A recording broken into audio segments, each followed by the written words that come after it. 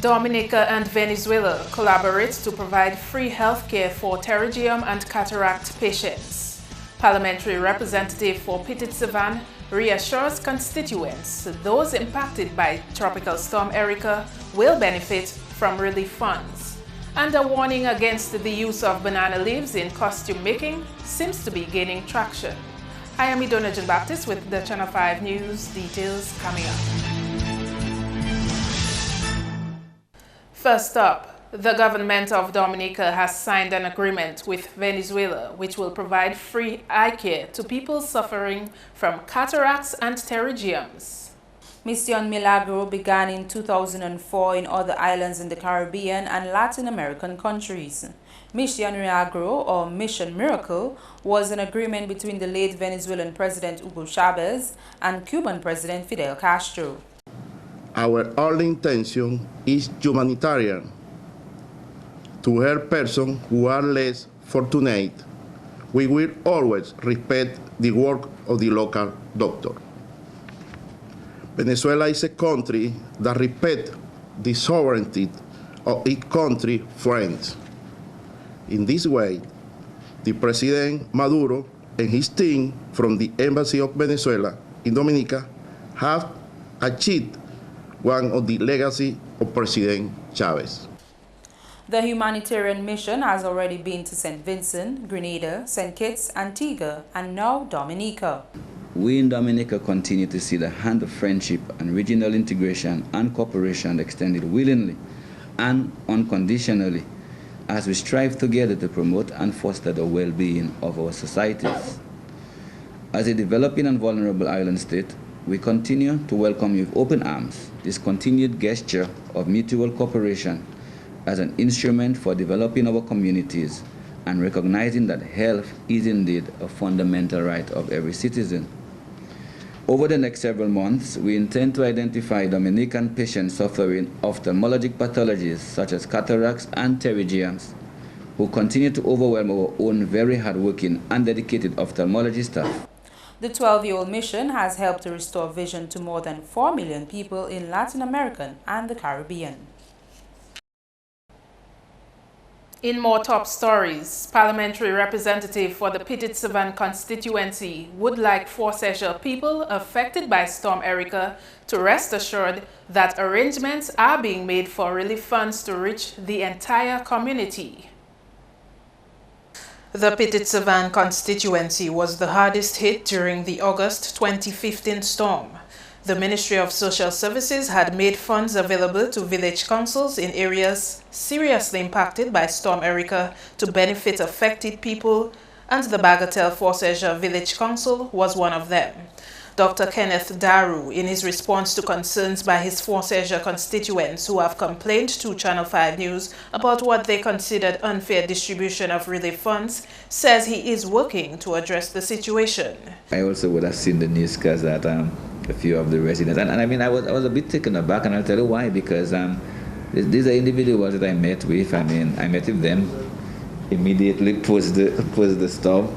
And even recently, maybe 2 weeks ago, at my office, in the constituency office in Pish, and I was the one who made them aware that the money was available at the village council, because they didn't know, and the money had been sitting there for a whole month. And I'd also let them know that anyone who lost stuff and were not on the list at the time, just let me know. Just a matter of passing information across. Even when they appeared on the news last night, I mean, I had already submitted these individuals' names to the Ministry of Social Services for the requisite action. Daru says he is aware that the assessors omitted the names of some Fort-St-Jean people and other constituents who should have benefited.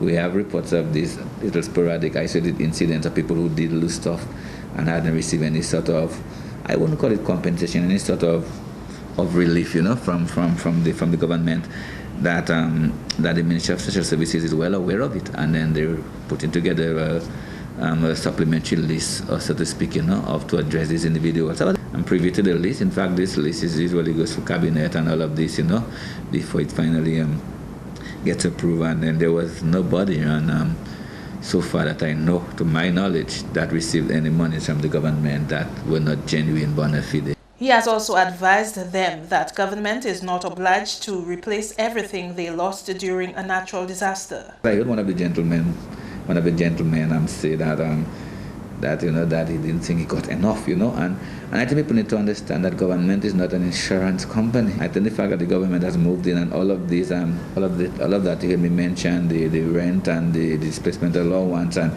duty-free armored vehicles and stuff for people who vehicles were lost or damaged, etc. All of this is because of the human nature of this administration. $64,000 was made available to the Bagatelle Village Council to distribute in the Fort-Sejour and Bagatelle communities.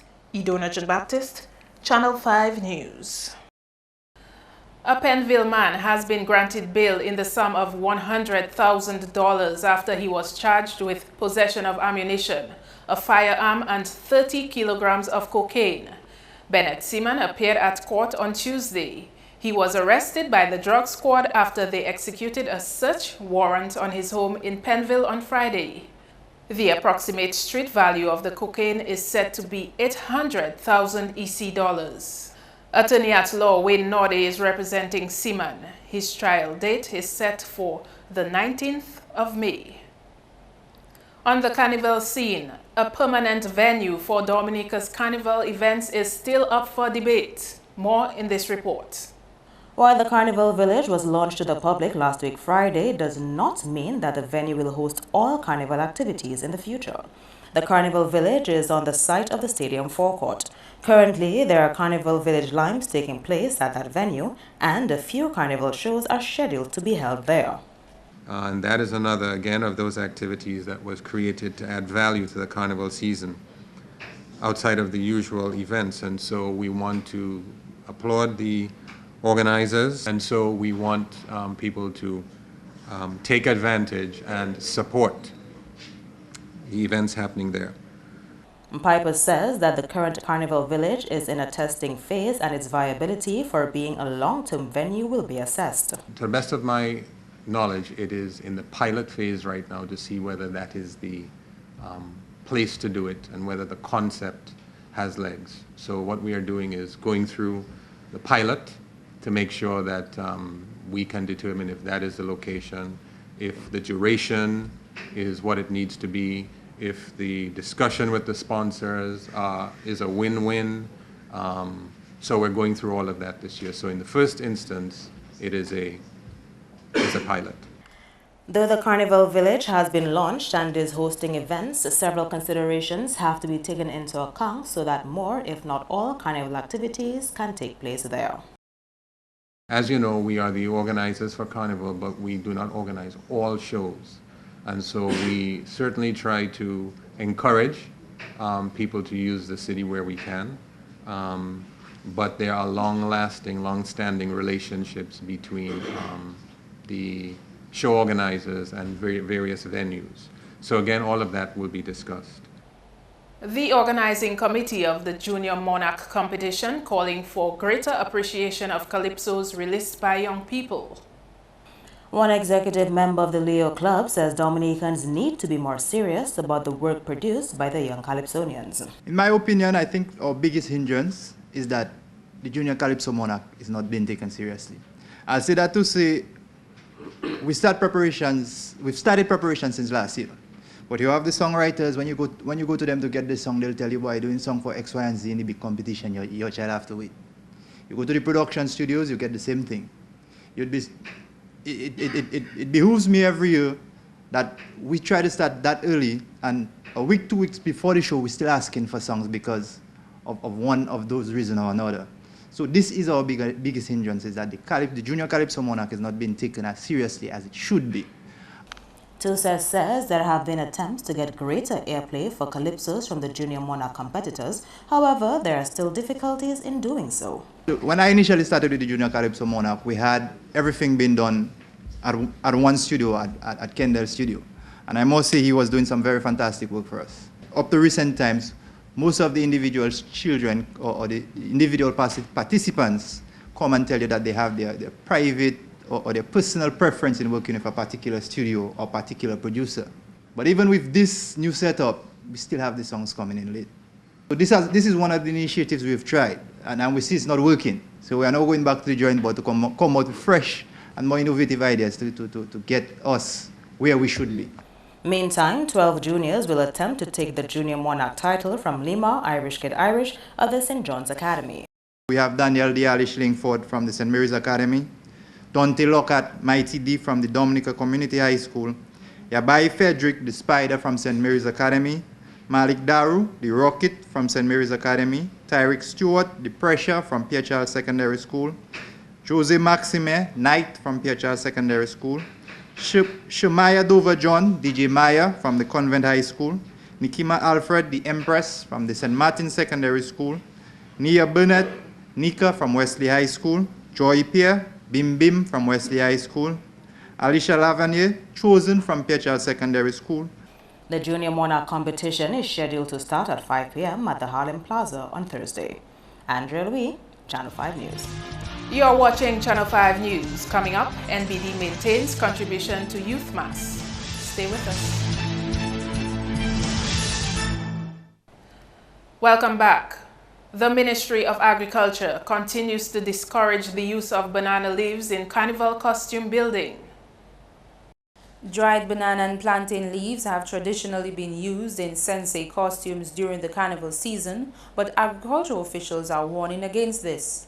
Since the introduction of the black sigatoka disease in 2012, the banana industry suffered a severe blow.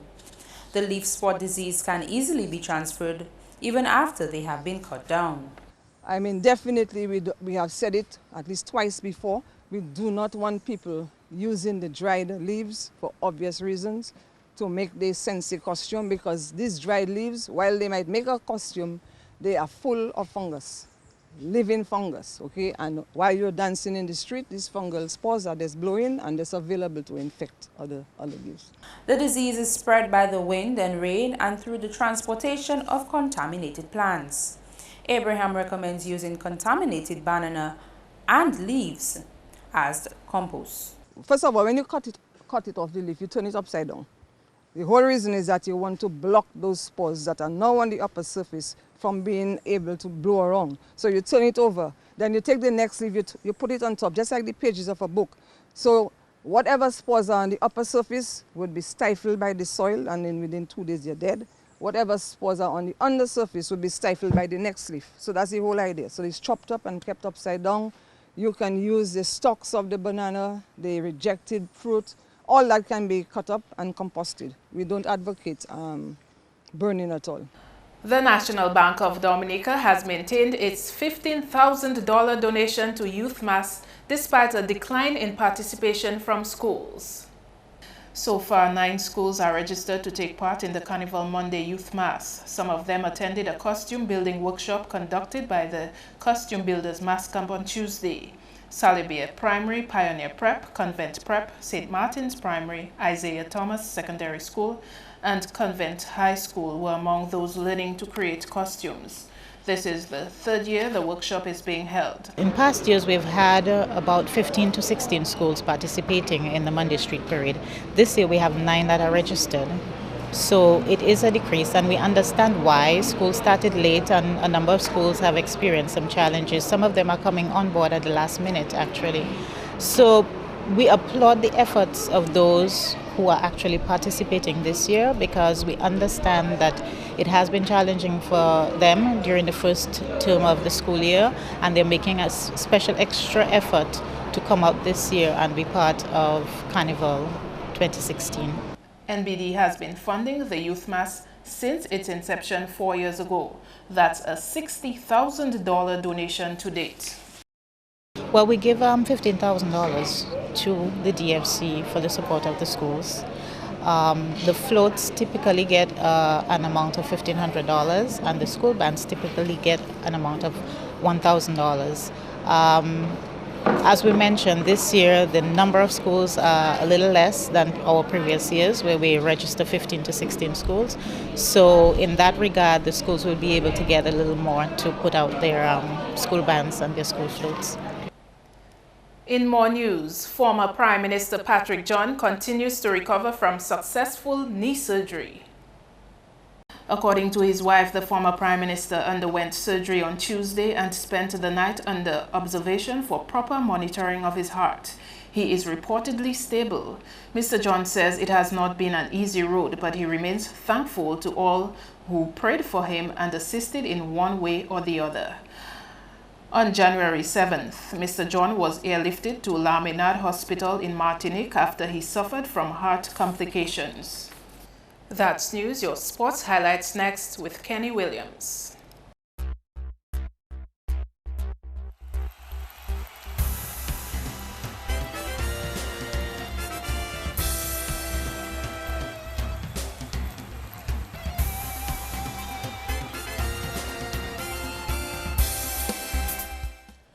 Hello everyone, and thanks for joining us. We kick off with football. It will be a busy week for football as 10 matches remain in this week's version of the National Leagues of the Dominica Football Association. First up are the matches in Division 1 football. On Thursday, Exodus Young Boys will come up against MV Maxano Bombers at the Benjamin Park at 5 p.m. While in a doubleheader at the Luton Playing Field, Wayne George Academy will battle Kinfield Football Club at 5 p.m. to be followed by Harlem United versus ACS Tarish United at 7 p.m. On Friday, Itasi United will come up against Mao Soka Strikers at 6 p.m. at the Benjamin Park, while on Saturday, East Central will come up against Element Agencies LA Stars at 3 p.m. at the Castlebrooks Playing Field. And 5 matches are down to be played in the DFA Flow Premier League this week going into the weekend. On Wednesday, Sagicos Office will take on defending champions Kyrie FM Exodus Football Club at 6 p.m. at the Benjamin Park. On Saturday, Silman Midlam United will come up against Sagicos Office at 3 p.m. in the first match of a doubleheader at the Benjamin Park, to be followed by Baffin State Football Club versus Northern Concrete and Steel Bombers at 5 p.m. In another doubleheader on Sunday at the Benjamin Park, Kyrie FM Exodus Football Club will battle Malta India Icons Football Club from 3 p.m. while at 5 p.m. it will be league leaders Dubla Football Club versus Caribbean Cool Harlem United. Meantime, 28 players have been selected for training ahead of the Windward Islands Senior Women's Tournament carried for Dominica in May. They are Alicia Titt, Kadisha Joseph, Kiana Francis, Henrika Samuel, Christina Sobers, Miriam Elwin, Cora Francis, Alicia Deluge, Tamanthea Joseph, Mariah Esprit, Brittany Stout, Donisha Xavier, Tabik Lockhart, Ezra Elwin, Cassandra Auguste, Ramelsia Phillips, Kasika Samuel, Tanya Burnett, Nadej Louisi, Christine Maxime, Shavana Pascal, Rihanna Reynolds, Micheline Morgan, Chazelle Phillip, Rosilia Regis, Kimberly Ellie, Cassandra Alexander, and Kimura Elwin. The coaching staff comprises head coach Rich Stanton Seraphin, assistant coach Kieran Charles, goalkeeper coach Melville Angle, fitness trainer Joel Hamilton, medics personnel Glenda Fagan. A team manager will be announced later. The players and coaching staff will meet at Dominica Grammar School on Thursday at 5 p.m. Meantime, the DFA continues its efforts in changing football teams into clubs as 2 executive members of the association benefit from a training on club licensing in Panama. The General Secretary and the Assistant Secretary Treasurer of the DFA left Island on Tuesday for Panama to attend a seminar for club licensing from January 26 to 29, 2016. On their return, it is expected that a plan of action will be put in place for transforming teams into clubs in time for the new football season. And the 2016 NBD Primary School Football Championships begin with an opening ceremony at Thibault at 10 a.m. on Thursday. 52 schools have registered for this year's championships. The schools will be divided into 8 zones and matches in a round-robin format at various venues on island. St. Luke's Primary School was last year's champion. In netball, the Sports Division 2015-2016 Secondary Schools Under-24 Netball Championships kicked off with 3 matches on Wednesday. Isaiah Thomas Secondary played host to First Choice Delight PSS as the teams contended for the win. PSS dominated 32-0. Tanisha Joseph scored 18 from 30. Malaya Tuse 14 from 24. Then over at Convent High School. Convent High School won 26-4. Zora Xavier 21 from 38. Adalia Esprit 5 from 13. Scoring for Wesley High, Regina Joseph scored 4 from 7. And at Marigot. Northeast Comprehensive won 31-2 Ethelene Telmack, 26 from 41, Janelia Field, 3 from 7, and Alicia Stevens, 2 from 4. For Castle Bruce Secondary, Itwani John Baptist scored 2 from 3. Moving on to volleyball now, the Dominica Grammar School hardcourt saw some action as Pierre Charles Secondary and St. Martin's Secondary played for the win Wednesday. Castle Bruce won 3 sets to 0. The scores 25-21, 25-14, and 25-13. Finally, in sports, President of the National Rounders Committee, Abraham Brown, says he would like to see the sport of rounders become more popular. His comments come at the close of the 2015-2016 National Rounders League. The other sports, if they were to give more support to rounders, you'll get more of the younger persons, whether boys or girls, being more committed to the sports, whatever sport they're playing, because their mothers already committed and excited, and their mothers they play all the while. So if we can get that happening, I'd want to think we from the rounders point of view will try our best to get more mothers and ladies involved. That's all the time for sports. I am Kenny Williams. Join us again next time.